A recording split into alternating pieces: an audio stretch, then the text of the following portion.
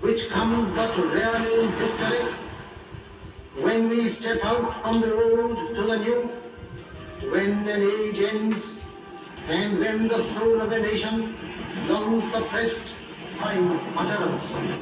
It is fitting that at this solemn moment we take the pledge of dedication to the service of India and her people, and to the still larger cause of humanity.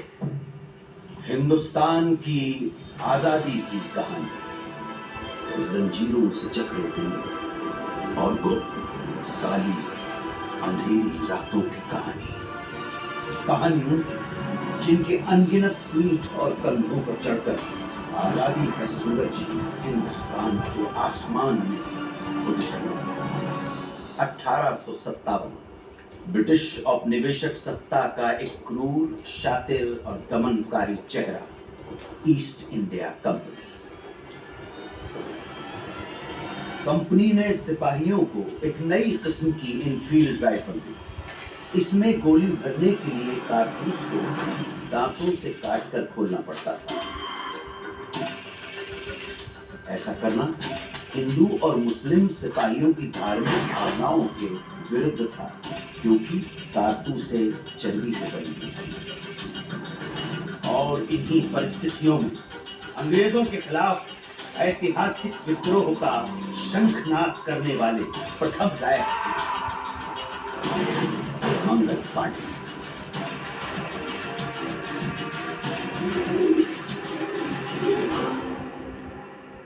Mangal Pandey की शहादत बारूद के ढेर में पहली चिंगारी थी, और ये चिंगारी ऐसी भड़की के देखते ही देखते बगावत की आग में पूरा देश दहकने लगा। वक्त आने पर बता देंगे तुझे आसमां, हम अभी से क्या बताए क्या हमारे दिल में है।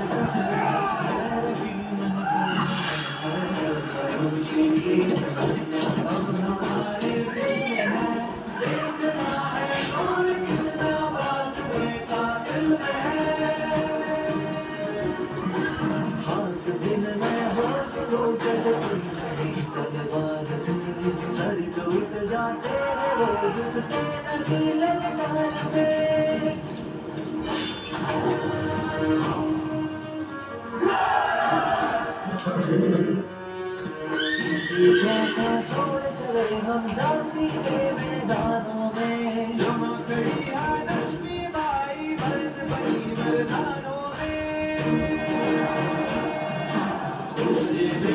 बोलो कि वो हमने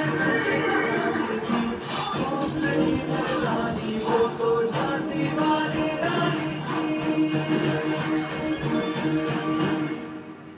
अंग्रेजों ने इस विद्रोह को निर्ममता से कुचल दिया। ब्रिटिश फौज द्वारा दिल्ली पर कब्जे के बाद आखिरी मुगल बादशाह बहादुर शाह जफर गिरफ्तार कर लिए गए। लाखों हिंदुस्तानियों को बर्बर तरीके से मौत के घाट उतार दिया गया।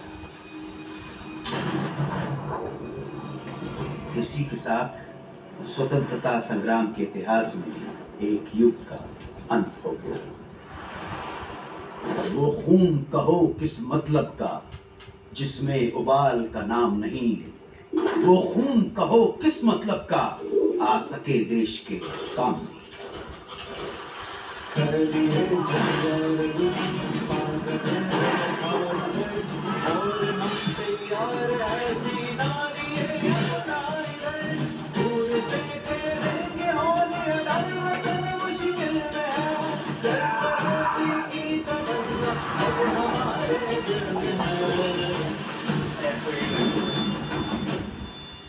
बंगाल भारतीय राष्ट्रीय चेतना का सशक्त केंद्र।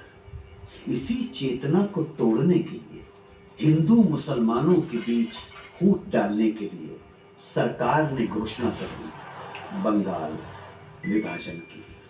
और फिर स्वदेशी आंदोलन की ऐसी लहर चली कि जिसकी गूंज भारत के कोने कोने में सुनाई पड़ी।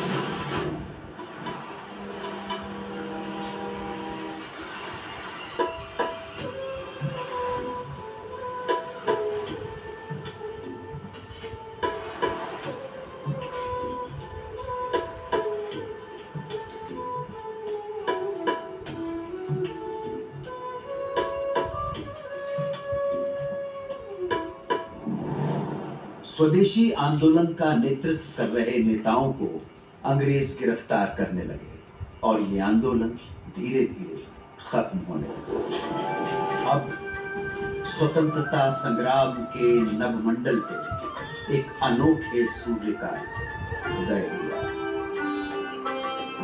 वैष्णव जन तो तेरे कहिए जन पीड़ पराई जाने रे, पर दुखे उपकार करे तोय मन अभिमान राणे रे।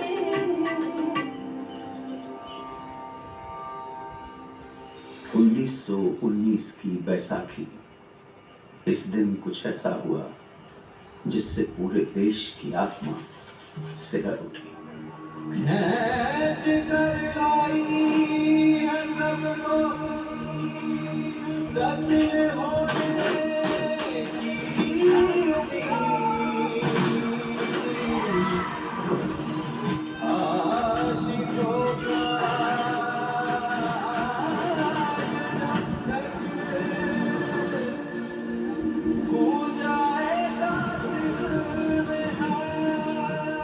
स्वतंत्रता संघर्ष को अब अगले मुकाम तक ले जाने के लिए महात्मा गांधी ने अहिंसक असहयोग आंदोलन की घोषणा की। इसका उद्देश्य स्वशासन की स्थापना और स्वराज्य की प्राप्ति थी। जनता ने इस घोषणा को हाथों हाथ लिया।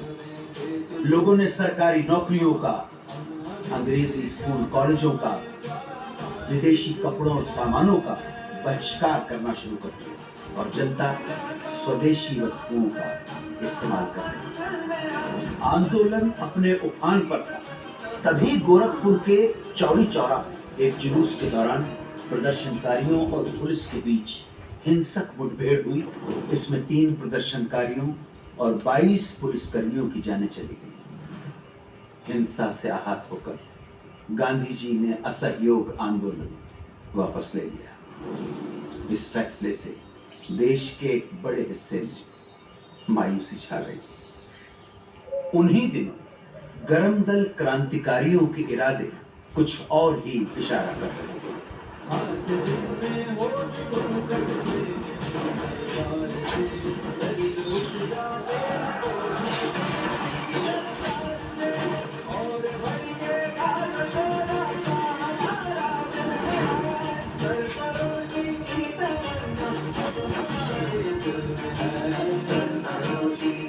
एक तरफ देश जहां विदेशी शोषण और दमन से लड़ रहा, वहीं दूसरी तरफ छुआछूत जैसी भयानक सामाजिक कुरीतियों के खिलाफ बाबा साहेब अंबेडकर का सत्याग्रह जारी था। निर्दयी सरकार ने बारडोली के सूखाग्रस्त इलाकों में लगान पर छूट की बजाय उसे उल्टा बढ़ा दिया। तब सरदार वल्लभ भाई पटेल के नेतृत्व में किसानों ने सत्याग्रह का एक नया तरीका अपनाया। जब पुलिस लगान वसूलने गांव में आती तो उन्हें पूरा का पूरा गांव खाली मिलता। देश भर में स्वतंत्रता सेनानी अपना सर्वस्व झोंकने के लिए तैयार थे।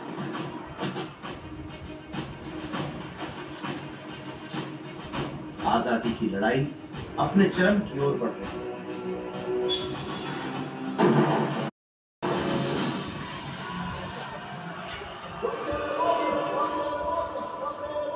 कांग्रेस के लाहौर अधिवेशन में तिरंगा फहराकर पूर्ण स्वराज्य की घोषणा कर दी गई। पूर्ण स्वराज्य का अर्थ था भारत की अपनी संप्रभुता। अब यहां से पीछे हटना नामुमकिन था।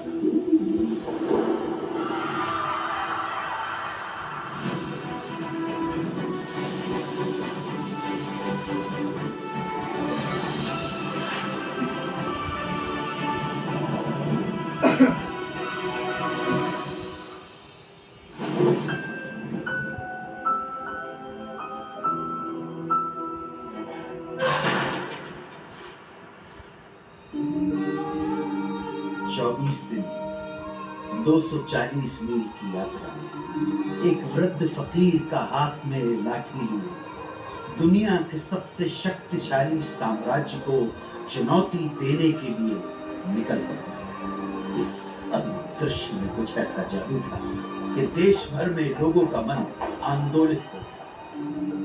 बेरहम ब्रिटिश सरकार नमक जैसी बुनियादी चीज के उत्पादन और व्यापार पर रोक लगा चुकी थी और ब्रिटेन से आने वाला नमक भी भारी टैक्स लगाकर बेचा जाता था। तब गांधी जी ने इस नमक को ही आजादी के लिए संघर्ष का मारक हथियार चुन लिया। दांडी तट पर गांधी जी ने मुट्ठी भर नमक उठाकर ऐलान किया कि इस कदम से ब्रिटिश साम्राज्य की नींव हिलाई जा रही है। उन्होंने नमक बनाकर कानून तोड़ दिया और इसके साथ ही देश भर में सत्याग्रह की पुरजोर लहर चल पड़ी। देखते ही देखते मद्रास, कालीकट, असम, बंगाल, आंध्र प्रदेश और देश के दूसरे इलाकों में भी नमक यात्राएं शुरू हो गई। खुदाई खिदमतकार अब्दुल गफ्फार खान के नेतृत्व में 50,000 अमन सुकून के साथ सत्याग्रहियों का समूह। किस्सा ख्वानी बाजार में पुलिस ने इस समूह पर खुलेआम गोली चला दी। जब आगे खड़े लोग छलनी होकर गिर पड़े तब पीछे खड़े सत्याग्रही आगे आते गए और सीना तानकर गोलियां खाते गए। अहिंसा के इरादों पर अटल उन्होंने पुलिस पर पलटकर वार नहीं किया।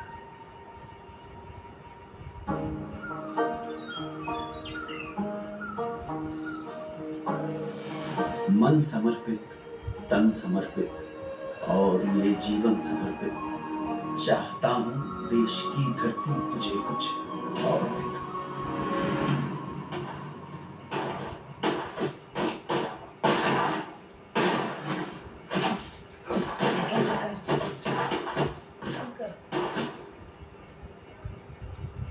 इस रंग में रंग के शिवा ने माँ का बंधन खोला, यही रंग भी हल्दी घाटी में था प्रताप ने घोला। नव बसंत में भारत के हित में वीरों का यह टोला, दूर फिरंगी को करने को लहू में अपने घोला। ओ मेरा रंग दे बसंती चोला, माए रंग दे, ओ मेरा रंग दे बसंती चोला, माए रंग दे।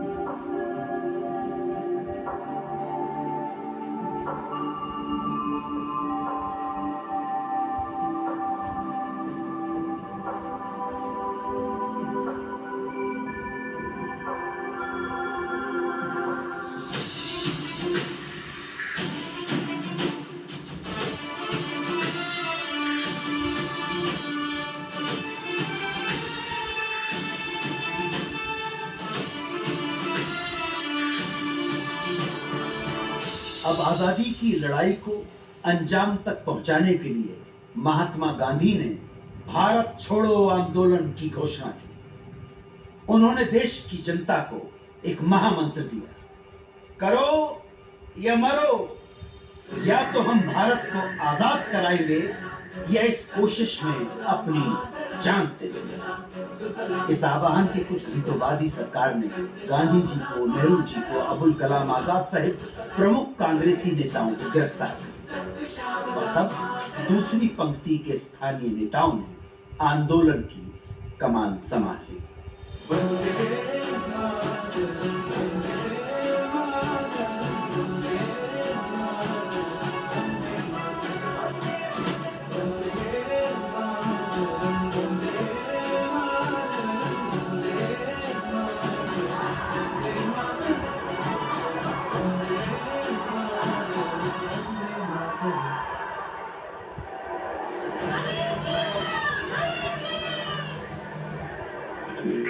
Congress Radio calling on 42.34 meters from somewhere in India.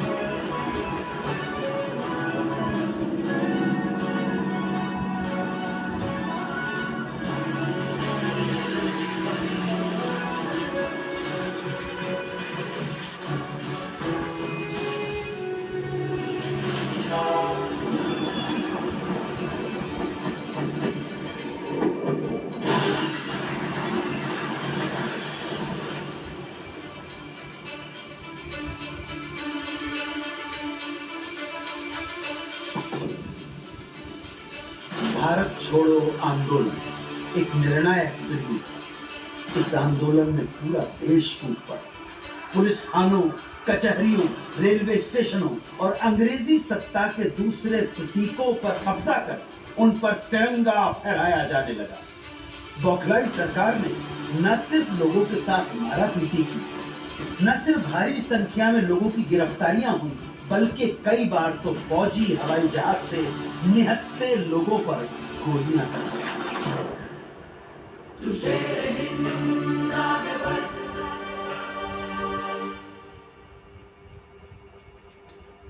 मरने से तू कभी न डर।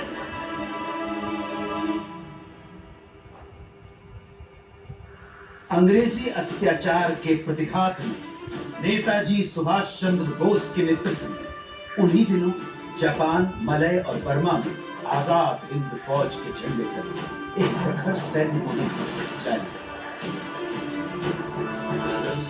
बढ़ाए जब खुशी के गीत गाए जब ये जिंदगी है कौम की कुर्बान। तू कभी न डर, ये दुश्मनों का सिर बढ़ाए जा।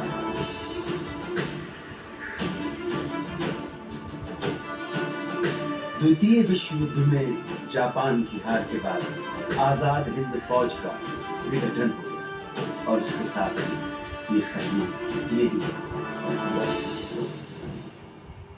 अब भारत की स्वाधीनता का अंतिम युद्ध प्रारंभ हो चुका था। आजादी के दीवाने अपने अथक सामूहिक संघर्ष और कुर्बानी की धधकती लौ में सदियों की गुलामी और शोषण की जंजीरें पिघलाने की कगार पर थे। ये क्षण आसमान के सीने पर तिरंगा फहरा देने का क्षण था।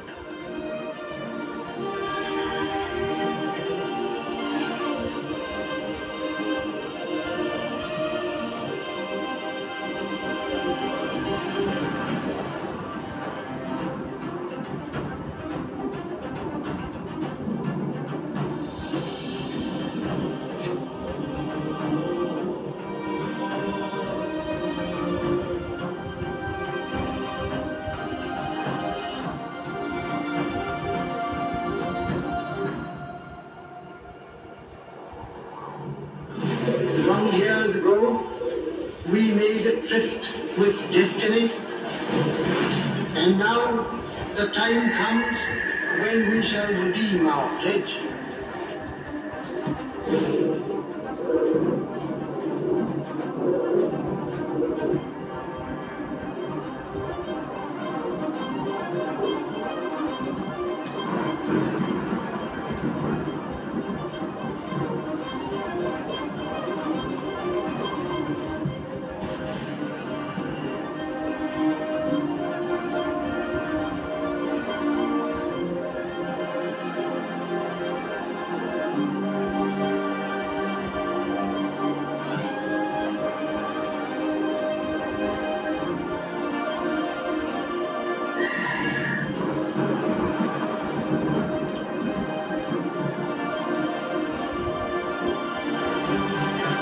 Stroke of the midnight hour, when the world sleeps,